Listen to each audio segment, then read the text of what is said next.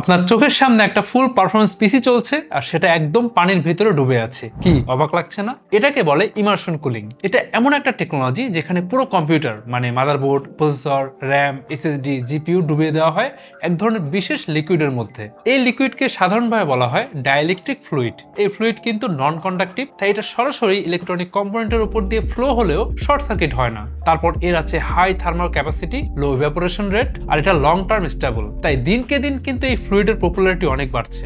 যাই হোক, immersion cooling কিন্তু দুই ধরনের। প্রথমটা হচ্ছে সিঙ্গেল ফেজ ইমার্শন কুলিং। এখানে লিকুইড শুধু কম্পোনেন্ট থেকে টেম্পারেচার অ্যাবজর্ব করে নেয়, কিন্তু ভ্যাপার ক্রিয়েট করে না। মানে আপনি এখানে কোনো বুদবুদ বা বাবল দেখতে পারবেন না।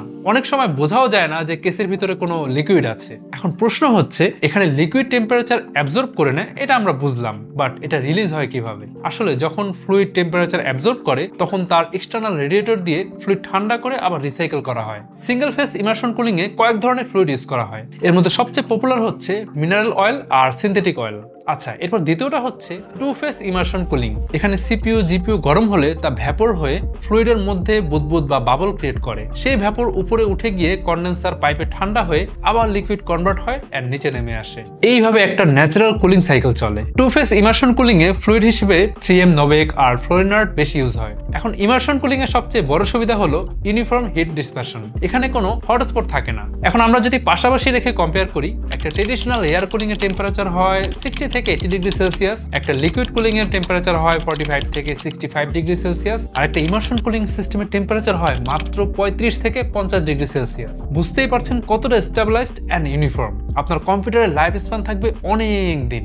যারা ওয়ার্কলক করতে চান বা হাই পারফরমেন্স প্রোডাকশনে কাজ করেন, ইমার্শন কুলিং হতে পারে বেস্ট আইডিয়া। এখন আপনি কিভাবে একটা ইমার্শন কুলিং পিসি বানাতে পারবেন? প্রথমত এরকম একটা সিল্ড গ্লাস বা অ্যাক্রিলিক ট্যাঙ্ক লাগবে। মিনারেল অয়েল বা ইলেকট্রোসেফ লিকুইড দিন ভিতরে। তারপর আপনার পুরো মাদারবোর্ডটা সিপিইউ, র্যাম, জিপিইউ এগুলো সহ ডুবিয়ে দিন। বাট একটা জিনিস কিন্তু মাথায় রাখতে হবে, ফ্যান জাতীয় কোনো কম্পোনেন্ট রাখা যাবে না। তারপর পাওয়ার সাপ্লাই ট্যাঙ্কের বাইরে রাখতে হবে, কারণ পাওয়ার সাপ্লাই সাধারণত সিল করা বক্স কিন্তু না, বরং এতে থাকে ফ্যান এবং খোলা ভেন্ট। তাই লিকুইড যদি ভিতরে ঢুকে যায় তাহলে ভিতরের ক্যাপাসিটর, কন্টাক্ট এগুলোর উপর কিন্তু ইফেক্ট ফেলতে পারে। ইমার্শন লিকুইড পুরো নন কন্ডাক্টিভ হলেও সময়ের সাথে ইম্পিউরিটি বা ময়লা জমে কন্ডাক্টিভ হয়ে যেতে পারে। পাওয়ার সাপ্লাই থাকলে তখন শর্ট সার্কিটের একটা ভয় কিন্তু থাকে, তাই পাওয়ার সাপ্লাই ভিতরে রাখা যাবে না। আচ্ছা, তারপর ফ্লুইড যেহেতু টেম্পারেচার অ্যাবজর্ব করে নেয়, তাই লিকুইড ঠান্ডা করার জন্য লাগবে এক্সটার্নাল রেডিয়েটর। তো সব মিলিয়ে আপনার জন্য হয়ে গেল একটা ইমার্শন কুলিং পিসি। একদম সাইলেন্ট অপারেশন, কোনো ফ্যান নেই, সাউন্ড নেই, এক্সট্রিম হিট হ্যান্ডেলিং, ওসি বা হাই লোডেও ঠান্ডা থাকে, ডাস্ট ফ্রি এনভায়রনমেন্ট, ধুলোবালি ভিতরে ঢুকতে পারে না। এখন কিছু জায়গায় কিন্তু ঝামেলা আছে।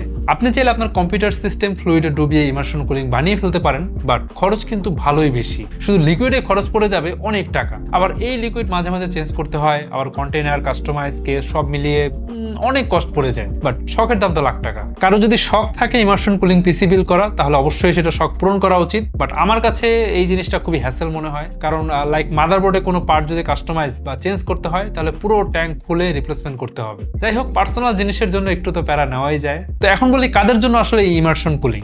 সত্যিকারের ফ্যাক্ট হচ্ছে ইমার্শন কুলিং সবার জন্য না। এই টেকনোলজি এখনো বেস্ট কস্টলি অ্যান্ড কনফিগারেশনও খুব সেন্সিটিভ। যারা বড় বড় এআই মডেল ট্রেনিং নিয়ে কাজ করেন বা ডেটা প্রসেসিং করেন, তাদের জিপিইউ ক্লাস্টার প্রায় 24 ঘন্টা হাই লোডে চলে, কিংবা গেমিং রিগে প্রসেসর বা জিপিইউর ক্লক স্পিড বাড়িয়ে পারফরমেন্স 10 বের করতে চান, হাই ইন্টেন্সিটি সিমুলেশন রান করেন, তাদের জন্য ইমার্শন কুলিং বেশ উপযোগী। তাই দেখা যায় hyper scale data centre, scientific computing, high end workstation, extreme gaming বিল্ডে এই ধরনের ইমার্শন কুলিং ইউজ করা হয়। তো আজকে আমরা এই ইমার্শন কুলিং নিয়ে অনেক কিছু জানলাম। যদি কোনো কোয়ারিজ থাকে অবশ্যই কমেন্ট করতে ভুলবেন না, আর ভালো লাগলে অবশ্যই সবার সাথে শেয়ার করবেন। আজকে ভিডিও তাহলে এ পর্যন্তই, দেখা হবে পরে কোনো ভিডিওতে।